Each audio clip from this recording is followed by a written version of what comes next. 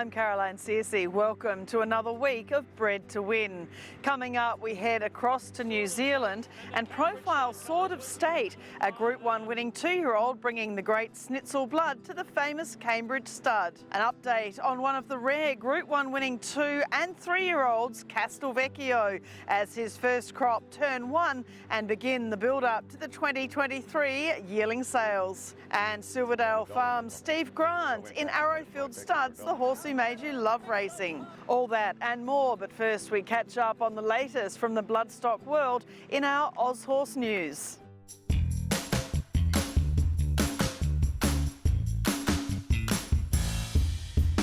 The Hunter Valley is gearing up once more for the second annual Stud Cutting Challenge, with thoroughbreds used as turnback horses and some well-known individuals from the breeding world competing on the cutting horses, raising money for thoroughbred industry careers. Returning from last year are riders such as Coolmore's Tom Magnier and Widden Stud's Anthony Thompson, and last year's winner, Godolphin's Taylor Gilmore. It all kicks off with a Calcutta from 6 p.m. this Friday at White Park in Scone. Hard Empire moved up to Gem Song. Saturday's racing saw a number of Group 1 winners resume in the Group 2 Missile Stakes at Randwick, and as often happens in this late winter feature, the fit horses overshadowed the stars. Queenslander Hard Empire, a 9-year-old by Hard Spun, trained by Toby and Trent Edmonds, was an $11,000 Magic Millions Adelaide buy from Maluka Thoroughbreds to Charles White.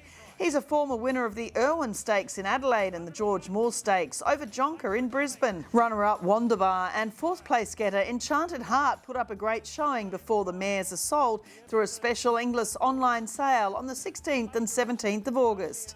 Serious suspect still in front of Shooting for Gold and King of Sparta. At Flemington, the traditional spring launch pad, the Ori Star Handicap, went to the 8-year-old son of Wanted, Serious Suspect. A homebred for Darren Dance, an Australian thoroughbred Bloodstock. He's one of 4 winners from 5 to race for his Dam by Galileo, Serious Miss. Little Big Bear still shading it and now quickens away. The Aidan O'Brien Coolmore 2-year-old Little Big Bear won the Group 1 Phoenix Stakes in Ireland, with the colt a son of sprint star No Nay Never, whose father Johannesburg won the race back in 2001. Little Big Bear's Dam Adventure Seeker is a granddaughter of Prix de l'Arc de Triomphe winner, the Great Mare All Along.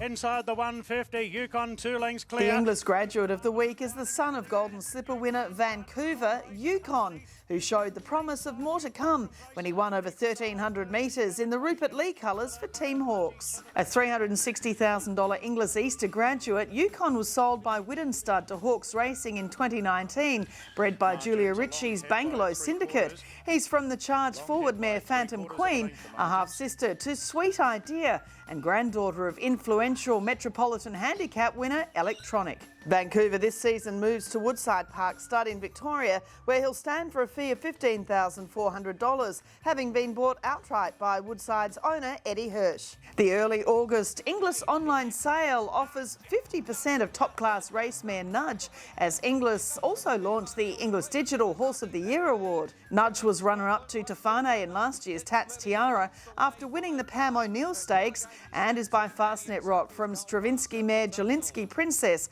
who's also produced dual Group 1 winner Jelinski Prince. And a rare opportunity to own a breeding right in Australia's new champion sire I Am Invincible is also on offer, with final bidding kicking off on Wednesday, August 10.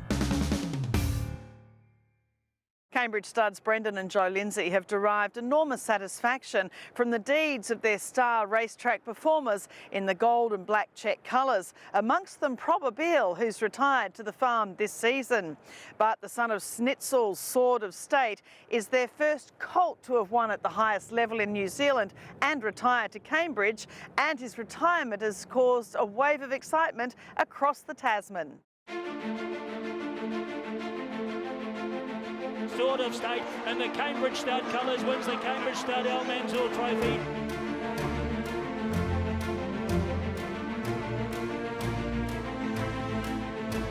Too good, number 1 Sword of State.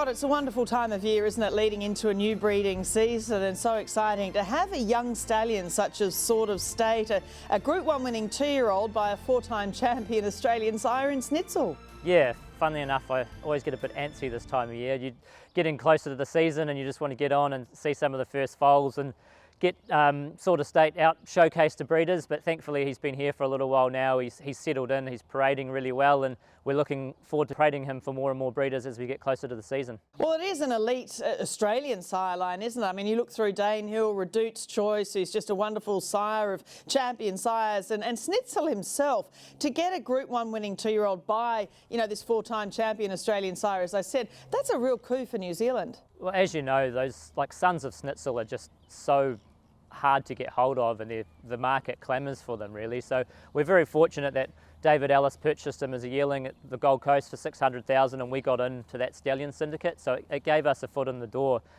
and to have him go and perform like he did, to have a champion 2-year-old, a Group 1 winning son of Snitzel, as you say, that sire line, it's just so important throughout Australasia, you know. And then on top of that, he's out of a Group performed 2-year-old by Costa del Lago, another Australian champion sire. So it's as good as it gets really, and we're very fortunate that we've been able to secure a horse with that kind of profile. He put 4, 5, 6 lengths on them at the 100 metres. Shut the gate. Sword of State is going to bolt in. It's a bit of a buzzword, the pre-Christmas 2-year-old, but he debuted in December. Was always a very natural horse. He trialled early, he won his trials, and went to Te Rapa with a fair bit of expectation. But as we kind of came to expect as time went on, he just showed that ability to jump, put himself in a good position, and then just quicken away from the opposition. But whoa, what a win, what a statement, Sword of State. New Zealand 2-year-old racing is so much stronger now, isn't it? There's a lot more Australian speed in a lot of the 2-year-old sire lines these days. So to win races in a row at 2 is a huge achievement. Yeah, that was when he really showed that he was the dominant 2-year-old in New Zealand. The Waikato Slippers are pretty established 2-year-old race in its own right, and a stepping stone to the Sistema. And in that race he lined up against On the Bubbles, who was the Crack A Million winner, who had a huge profile, but I mean that day he was just blistering. He was an excitement machine, and to go and do it back to back just showed his temperament, and as we went on, his constitution came through as well. Sword of State has shaken off On the Bubbles. And then, of course, in the Group 1 Sistema Stakes, he won that, a Group 1 winning 2-year-old, and that's what everyone's seeking, not just in Australia, but in New Zealand as well, to get those Group 1s at 2. I mean, there is a bit of a shift in the way 2-year-old racing is seen now in New Zealand, with such an emphasis on the Crack A Million. Yeah, the Crack A Million's a big part of the landscape in the New Zealand racing calendar now, and Sword of State wasn't eligible for that race, being a Magic Millions graduate, but he went toe-to-toe with On the Bubbles, who he'd beaten in the previous start and was the Crack A Million winner before that, and was able to put himself in the race. And when they went for home, he just had that turn of foot, and halfway down the straight it was a procession from there. And at that stage there was no question that he was the dominant 2-year-old in New Zealand.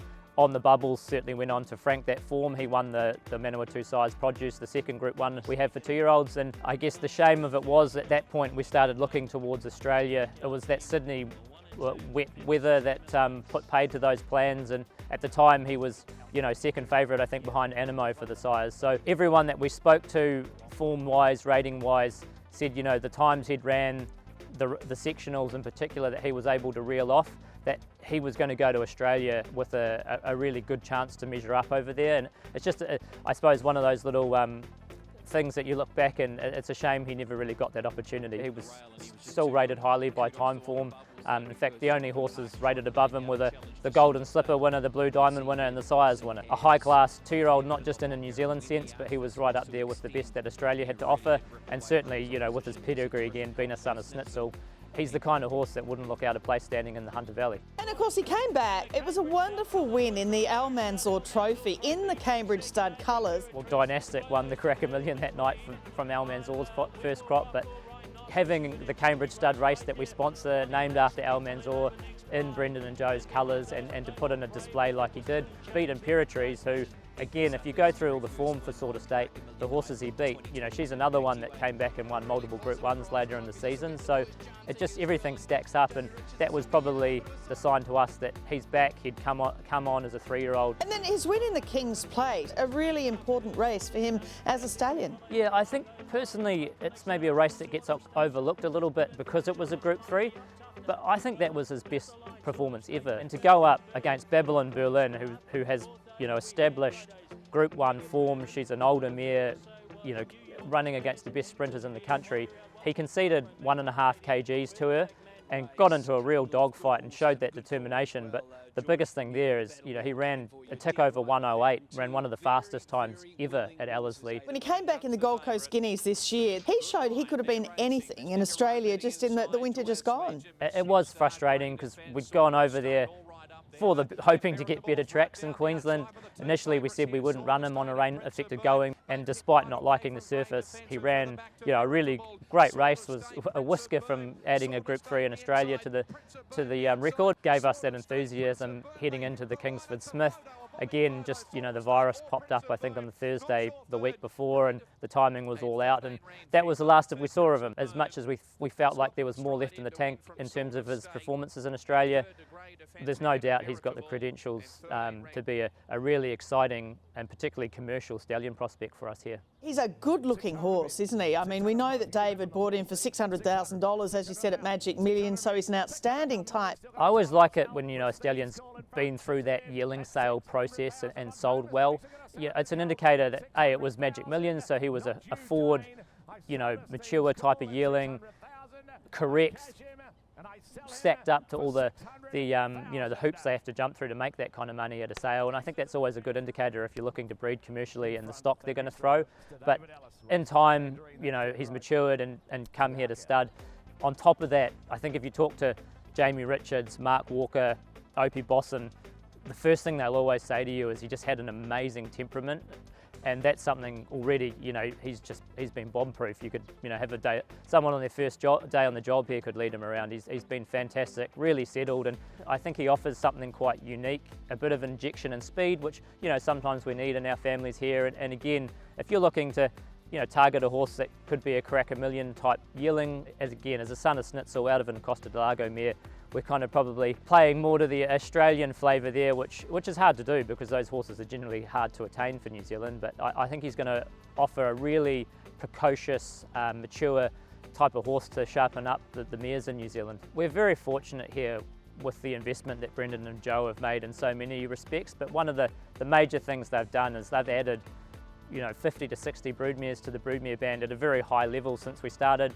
They're active at the yearling sales, predominantly buying fillies. So I think every year we go along, the broodmare band gets stronger, and that's something that's really going to benefit Sort of State this year. So we've got 4 stallions here this year on the roster. They're all by really good stallions in their own right. You've got, Wootton Bassett, who's a worldwide phenomenon, a son of Zavabeel, who's our, perennial leading sire, Kodiak again, who's a champion, and now to have a son of Snitzel coming to the roster.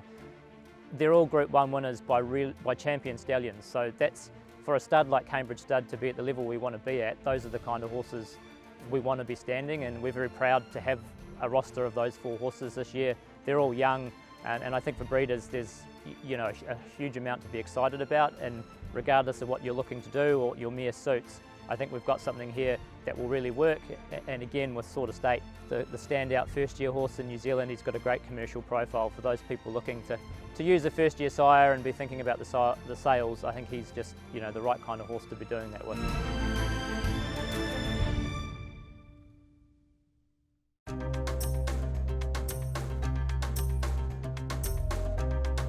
A G1 Goldmine analysis of the best nicks for your mare and Sort of State sire Snitzel show elusive quality, and General Nadeem work the best, especially the latter, with a 4.4% Group 1 winners to runners ratio. Street Cry, Last Tycoon and Red Ransom also cross well. Sort of State's dam sire in Costa del Lago throws up a remarkable 100% record for Octagonal's brother by Zabeel Columbia through New Zealand Stakes winners Amy's Jewel and Vitesse Bow. With a wider spread of runners, Zetative at 15% fares best when Costa has been in the sire's female line, followed by Red Ransom, Royal Academy and Nureyev.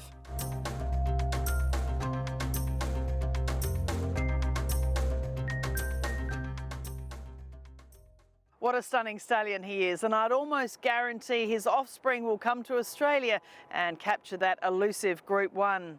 Time for a break on Bred to Win. Coming up, it's always great to revisit stallions several years into their career.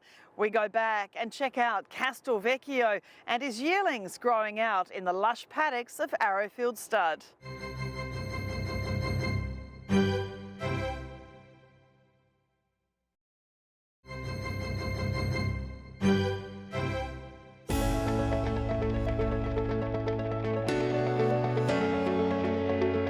A number of New Zealand's big guns resumed in the same race at Ruakaka on Saturday, including Entrevier, Dragon Leap, On the Bubbles and more.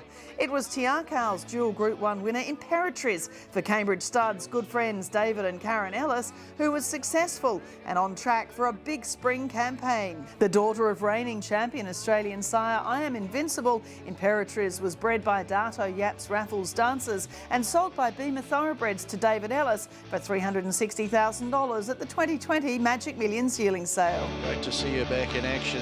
Imperatriz, the I Am Invincible mare, she'll get the job done here. A few years into a stallion stud career can be a tenuous time as people forget what a good racehorse they were and the shiny new boys are promoted off the map. Here at Bred to Win, we love revisiting those stallions and showing you their enormous physical development, and I'm sure you'll agree Group 1 winning 2 and 3-year-old Castelvecchio is worth another visit.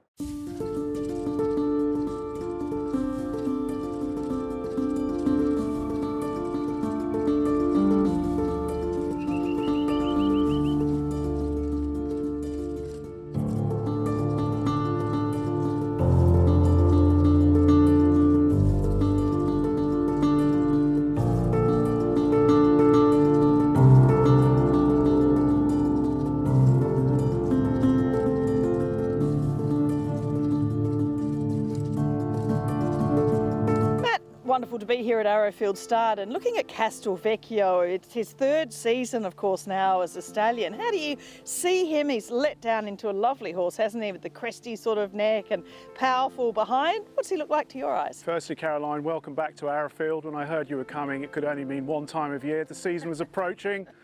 It comes around so quickly. But Castelvecchio, yes, he's let down really nicely. We're very happy the way he looks. Obviously, his third season now. Stallions, as those stallion masters out there watching, know that these horses generally do thicken up and let down, and in the third season you really know what sort of a horse you've got in appearance.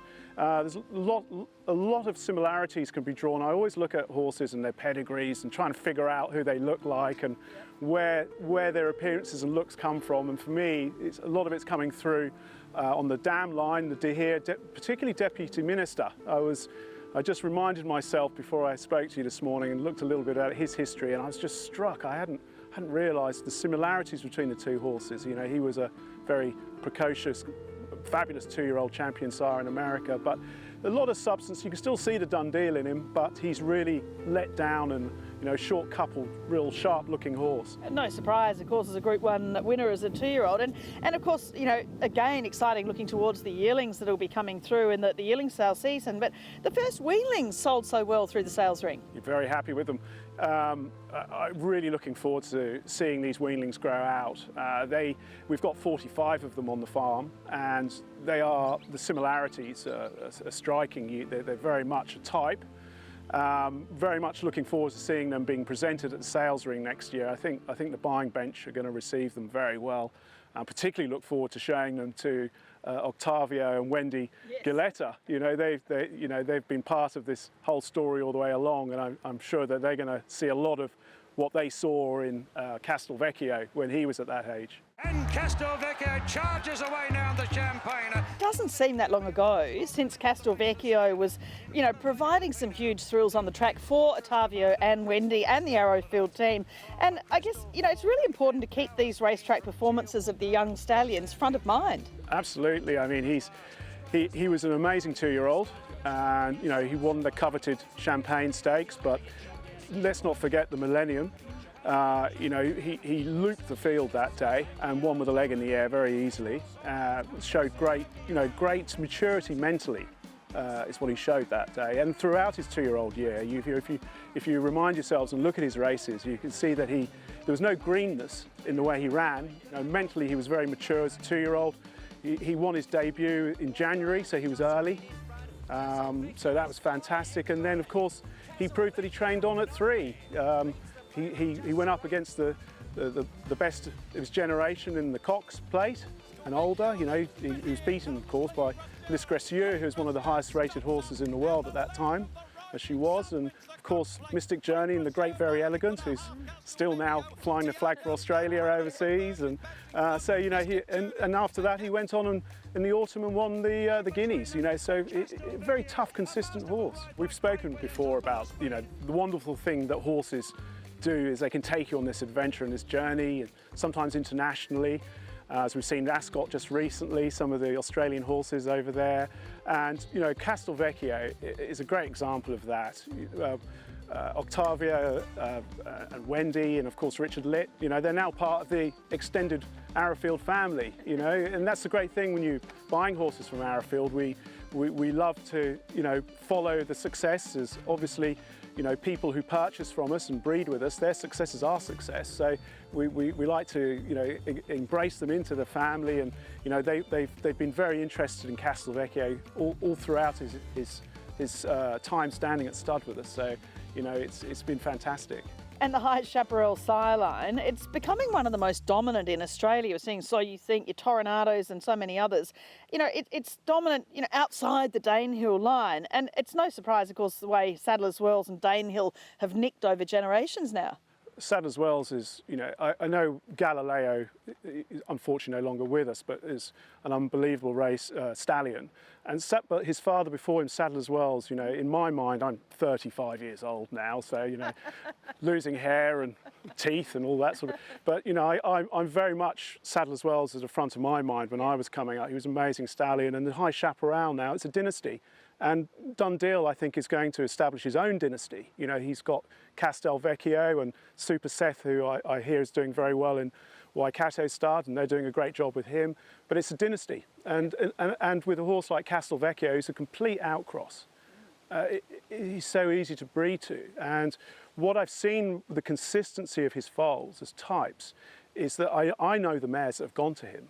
And when you first breed to a stallion, there's always that thought and consideration goes into too big a mare, too small a mare, and rightly so.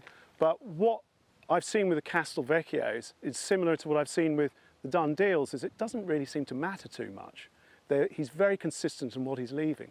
And you know, given that, Arrowfield continues, and your clients, to support him very heavily with some fabulous mares.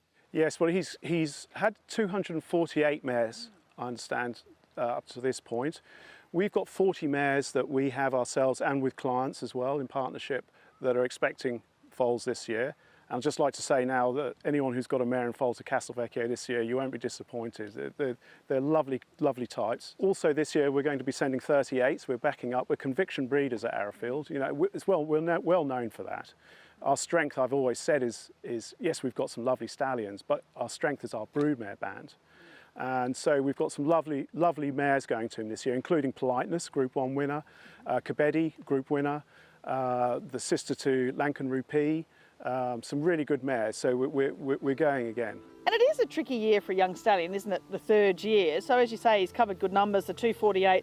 That was at $33,000. So he's having a slight drop this year. So it's a great opportunity for mare owners. Third year is the year where you can really get in front of the curve if you get onto the right foot. And with a horse like Castelvecchio, what we've seen, how already the foals have been received, so that gives you confidence. Having seen, you know, 30 plus years of growing out foals, I know that they're going to grow into nice yearlings, commercial yearlings. He's a complete outcross. He has the 2-year-old credentials and also training until 3. Like his sire Dundeel, he has that versatility of 1,200 out to 2,000 metres. He's a very good bet for his third year. So I think that, you know, a lot of the viewers are very discerning. They do their homework. There's a plethora of information at their fingertips. And, you know, one only has to refresh your memory on his race performance and look at the foals. And, you know, at that price, he makes a lot of sense. Sounds like a real favourite too, and I'm sure you're going to have Wendy and Atavia and you know, Richard Litt and everyone out here, so I'm sure they're going to be looking forward to you know, some of the babies that'll be coming through that they're involved with. Of course, and the other thing, of course, post-pandemic is we're opening our gates again for the Stallion Parade, which, you know, we've got a little bit, we're now back in the service industry, we were never out of it, but it's lovely to welcome prospective clients through the gates and to show them the horses. And I know you've looked at Castelvecchio this morning, and we can't wait to show him and just refresh people's memories what a lovely horse he is.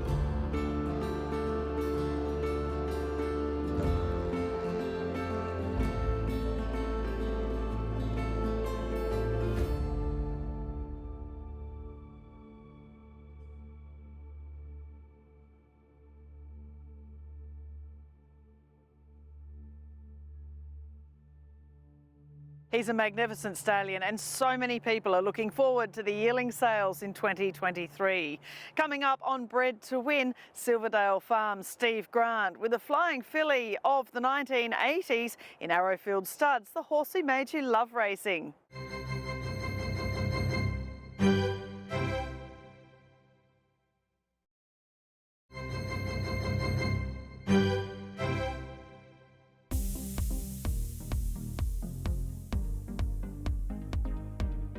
In the early 80s, we were pretty interested, and I used to work at my brother's place. He had a small spelling place there, and I got interested in the horses and was chasing them backwards and forwards. And whilst there was a few horses that we followed, I suppose the one that really got me over the line was Vandara. We weren't that well off in those days, and I saved up quite a bit of money, and we caught the train to Rose Hill to watch her in the Silver Slipper. And I was pretty sure she'd win, so I'd put a heap on her for me, which might have been a couple of $100 or so at that time. And I had my train ticket in my pocket, so I went and put the bet on. And as I was walking back to my mates, I found $1 in my pocket. So I went back and had a trifecta for $1. And I think I ended up winning about about 600 on the punt, but then I checked the ticket and I'd won almost $1,000 on the trifecta. So that, if I was hooked before, this got me really hooked. She was runner-up to Masqué, of course, the stablemate in the Golden Slipper, and a wonderful filly. But do your eyes sort of light up and you remember her when you see through Fickle Hostess and through all the way through? She appears on so many pedigree pages in elite catalogues. Yeah, she does, and you know, that sort of thing does get you fired up, and people sort of wonder why. But like when we bought a filly off John Muir in the mid-90s, for instance, I was trying to decide between two, and this filly went through first and we got her, and the other one was Dan Glisser.